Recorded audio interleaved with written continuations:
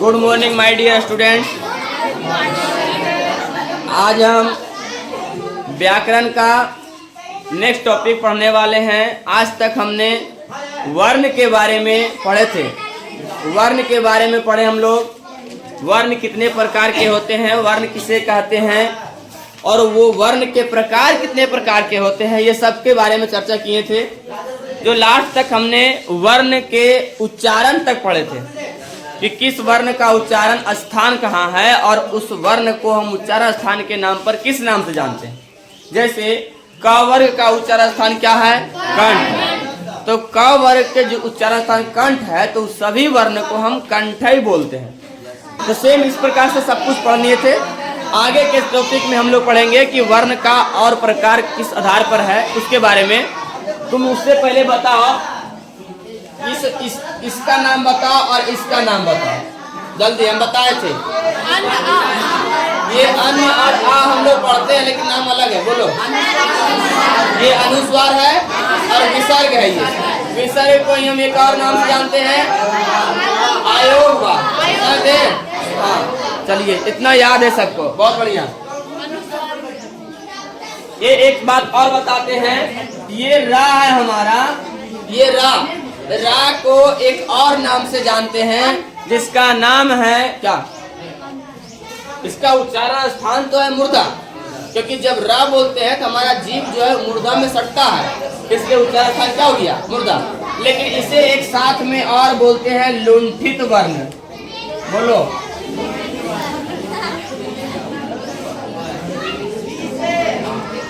लुंठित वर्ण। और एक ला है, ला को बोलते हैं पार्श्विक वर्ण। ये इसका स्पेशल नाम है। जैसे रा को लुंठित वर्ण कहते हैं और ला को पार्श्विक वर्ण। ये क्यों कहते हैं, ये भी तो सवाल बनता है कि रा को लुंठित वर्ण हम क्यों कहते हैं और ला को पार्श्विक वर्ण हम क्यों कहते हैं। तो ला को लुंठित वर्ण इसलिए बोलते हैं क्योंकि जब रा हम बोलते हैं तो हमारा जीभ जो है, जीभ मुर्दा में कई बार रगड़ मारता है। देखो तो, रा बोलो, 2-3 बार टकराता है, होता है ऐसा। देखो, हमारा जीभ जैसे जब बोलेंगे रा तो हमारा जीभ घूम करके उसमें सटता है ऊपर। देखो तो, बोल करके अपना बोलो, रा बोलेंगे तो हमारा जीभ घूम के ऊपर सटता है, मतलब लुंठित हो जाता है। लुंठित मतलब मुड़ना। तो लुंठित वर्ण इसीलिए कहा जाता है क्योंकि हमारा जीभ जब सटता है ऊपर तो ये घूम करके और 3-4 बार रगड़ मारता है, इसलिए इसको क्या बोलते हैं? लुंठित वर्ण। ये क्लियर हुआ सबका? अब आया पार्श्विक वर्ण। अब ये ला बोलते हैं तो आप सभी देखिए, जब हम लोग ला बोलते हैं तो ला बोलते समय हमारा जीभ दांत में जाके सट जाता है और अंदर से निकलने वाली हवा जीभ के किनारे से पास होता है। देखो तो, बोल करके ला, हवा निकलता है तो जीभ के बगल से, दोनों साइड से आता है बाहर और साइड से पास होता है, इसलिए इसको पार्श्विक वर्ण कहते हैं। क्या बोलते हैं इसको? पार्श्विक वर्ण कहते हैं। 2 वर्ण के बारे में स्पेशल नाम जाना, बताओ। रा को, ला को। अब क्या देंगे, निम्न में से किसे लुंठित वर्ण कहते हैं? और ऑप्शन में रहेगा 4 गो, जिसमें से 1 गो ये रहेगा, तो लगा देंगे, है ना। और पार्श्विक वर्ण भी पता ही हो गया। हाँ, कोई दिक्कत किसी को नहीं। आज हम लोग पढ़ेंगे वर्ण के ही प्रकार। श्वास वायु के मात्रा के आधार पर वर्णों को कितने वर्गों में बांटा गया है। तो लिखेंगे हेडिंग, श्वास वायु की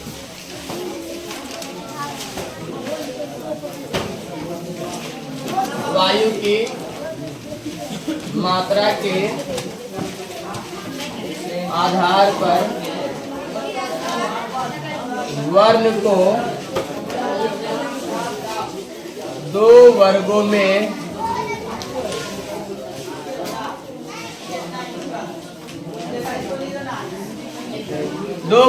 बांटा जा सकता है। पहला वर्ग क्या होगा?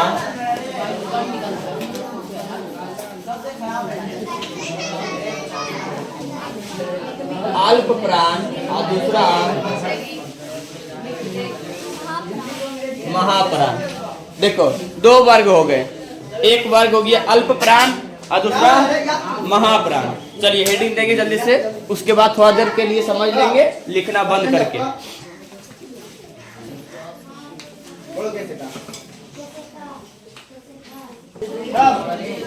देखिए अभी हम लोग हेडिंग देंगे, दिए है ना सब लोग। श्वास वायु की मात्रा के आधार पर वर्णों को दो वर्गों में बांटा जा सकता है।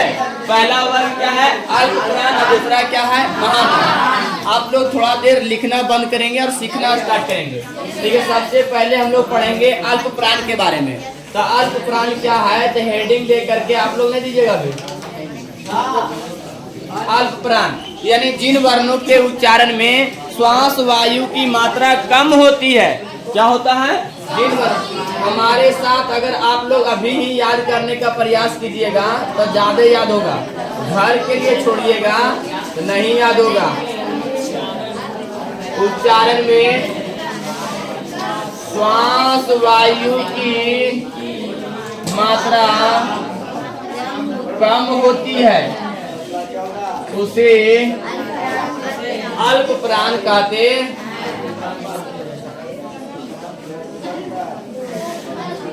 अल्पप्राण कहते हैं। ध्यान दीजिएगा, जिन वर्णों के उच्चारण में श्वास वायु की मात्रा कम होती है, मतलब जब उच्चारण करते हैं ना तो हमको कम ताकत लगाना पड़ता है। मतलब हाकार की ध्वनि, हाकार मतलब कम से कम होता है ना कि एक जोर लगा के बोलना, तो हाकार की ध्वनि उत्पन्न नहीं होती है, नॉर्मली हम बोल लेते हैं, उससे हम क्या कहेंगे? अल्पप्राण।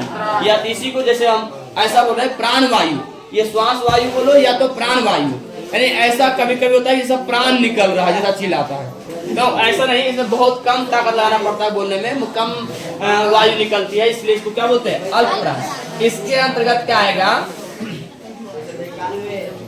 इसके अंतर्गत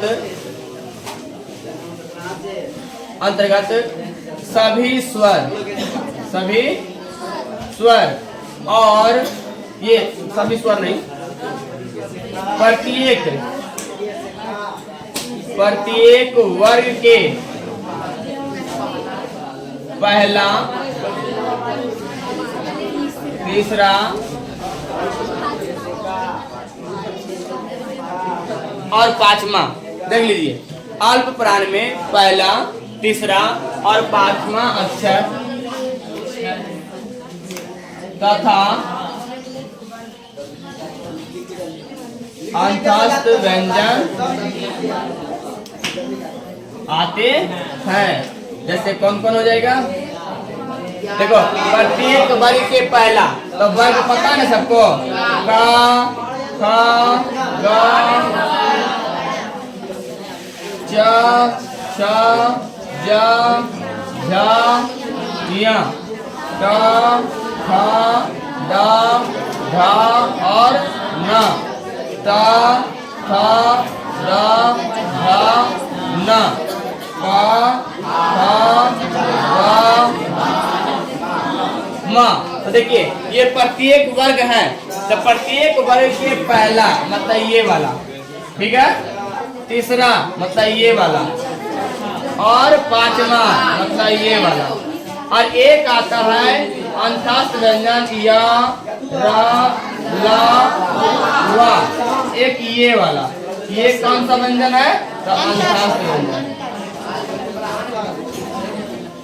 अंतस्थ व्यंजन देखिए, ये समझ में आया? पहला, तीसरा, चौथा, पांचवा और कौन बच गया? अंतस्थ व्यंजन। ये देख लीजिए, ये सभी के सभी क्या कहलाते हैं? अल्पप्राण कहलाते हैं। इतना गप क्यों कर रहा है?